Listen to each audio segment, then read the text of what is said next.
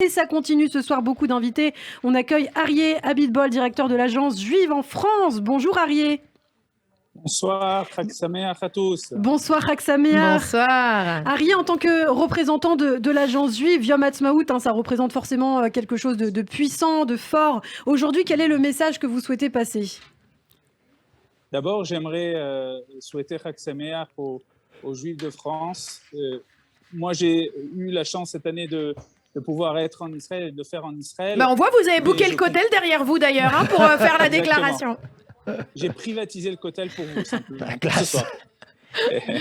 Et je suis dans la vieille ville de Jérusalem, mais pas loin du Kotel en tout cas. Mais j'aimerais d'abord passer un message de solidarité aux Juifs de France qui rêvent absolument tous de venir en Israël. J'ai eu des dizaines de messages ce soir d'amis à moi qui ont vu la soirée au Kotel de prière pour l'indépendance et qui me disaient « Aryeh, on aimerait vraiment être là ». Donc je dis aux gens de tenir bon. J'espère que dans quelques mois, vous pourrez nous rejoindre ici en Israël. Et on l'espère. Tous, hein. On l'espère. Et par ailleurs, une petite information, on sait qu'en 2020, il y a eu une chute de près de 40% de l'ALIA, principalement de Russie. Mais l'immigration en provenance de la France est restée relativement stable quand même. Ça, c'est une bonne nouvelle.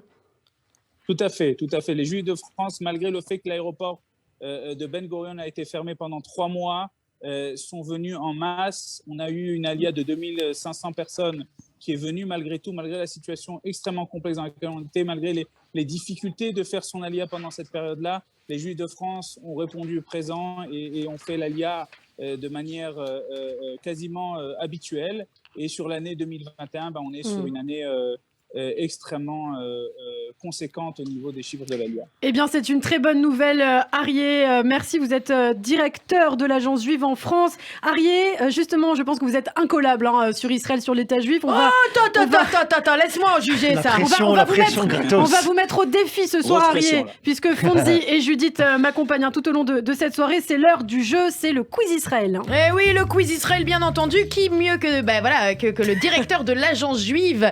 Il y en a qui sont directeurs de l'agence élite, d'autres de l'agence juive, c'est quand même quelque chose. Alors en tous les cas, dans les deux cas, tu traînes avec des beaux gosses. Alors Ariel, moi je te pose une question, tu réponds et on voit si tu t'y connais vraiment et si on doit te faire confiance quand tu nous parles d'Alia. En quelle année a eu lieu le premier congrès sioniste de Bâle ?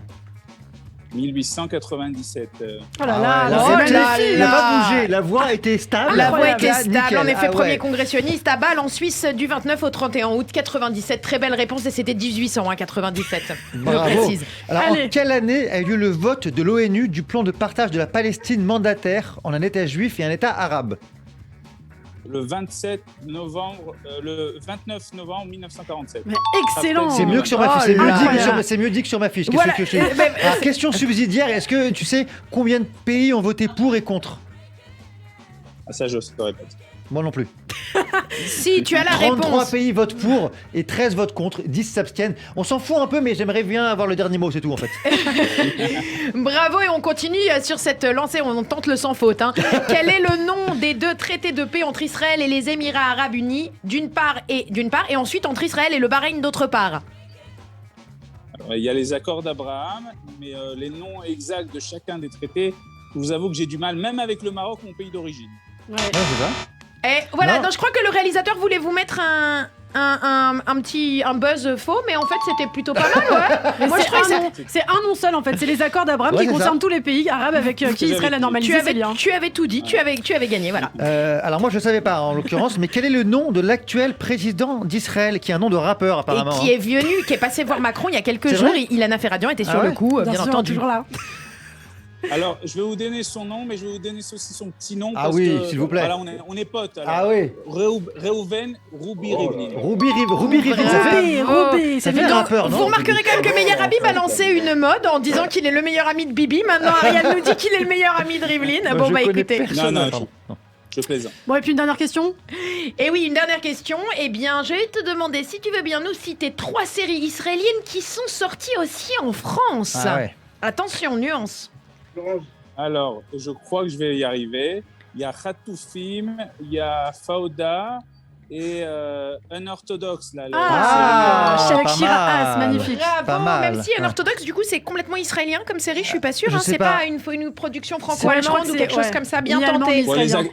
Les acteurs sont Allez, on israéliens. l'apprend. Non, mais On les prend le Allemands, temps. Allez, faut on toujours, accepte. voilà. Bravo pour ce sans faute, c'est incroyable. Et donc, en effet, vous méritez bien votre place, jeune homme.